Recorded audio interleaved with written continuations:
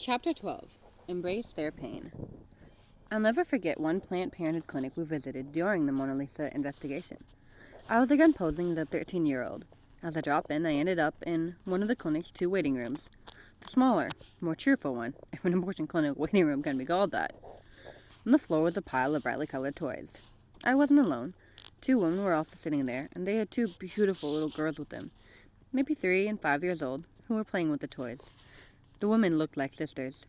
I noticed that one was beginning to show that she was pregnant. She just stared despondently at the ground while the other woman, called Mama by one of the girls, flipped through a magazine, obviously bored. Even though I was in character as an underage girl, I wanted to somehow engage the woman. "What are you here for?" I asked the sad-eyed woman. "Abortion?" "Yes," she said and looked away. She didn't want to talk about it. She felt helpless.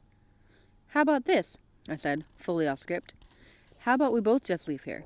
We can go with the people who are outside who said they could help women who are pregnant. Let's just both leave." We had passed pro-life sidewalk counselors on the way in. They offered resources and told each woman who came by about a free, confidential pregnancy care center down the street.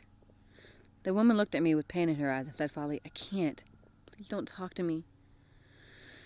Suddenly, the youngest child started jumping up and down, demanding attention and asking her mother for a cup of water.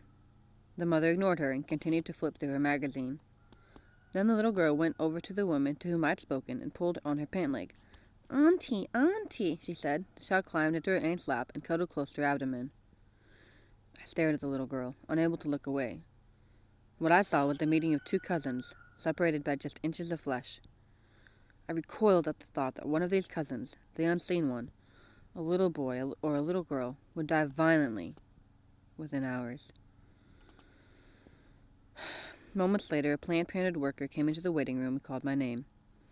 I went into the second of the two waiting rooms, the inner room that had a lock and a sign on the door that read, without irony, "No children."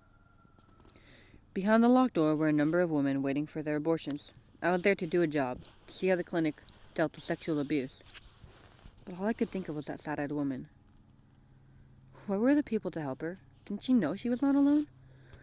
I was proud of the thousands of community pregnancy resource centers that the pro-life movement created. In virtually every community, these pro bono clinics provided material and financial care to young mothers in need, free of charge, and sometimes offered medical care as well. National organizations also offer ample support, providing counseling, fundraisers, or baby registries for parents in need. Many in the pro-life movement have also welcomed foster children into their home. Still others provide material support to young parents who struggle. Too many women know none of this. Women and girls need to know that this help exists, and they need encouragement to take advantages of these resources. Over the years, I found that many pregnant women considering abortion don't realize how many couples are eager to adopt and have waited years for the opportunity. They don't know they can choose the family who will raise their baby and even maintain a lifelong, loving relationship with their child if they choose. Women also deserve the facts about the development and humanity of their children and the truth about what an abortion is. Over the years, Live Action has received dozens of messages from women and girls who tell us that it was learning the basic facts about abortion that gave them the clarity to fight for their children's lives. Planned Parenthood systematically refuses to share this information. Despite its paradoxical position as the source of Planned Parenthood, its delusional claim to be the leading provider of women's health care, Planned Parenthood offers virtually no prenatal care, no material support to young mothers or fathers, and almost certainly no referrals to pregnancy resource centers.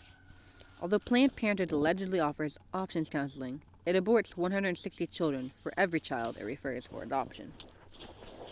Instead of focusing on providing prenatal care or adoption support, abortion facilities profit from the pain of women and kill their children.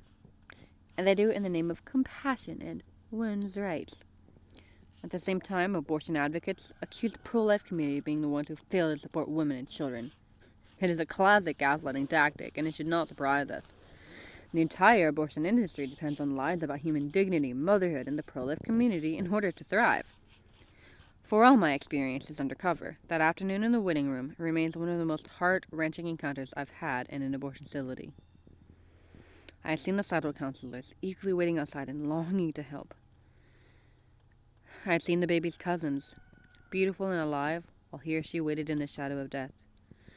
I witnessed the hopelessness on that young mother no mother should ever feel.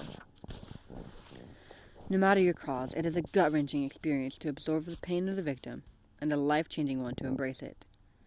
Embracing the pain of others leads us to stand up against the ones who are inflicting the pain and to love the ones who are suffering.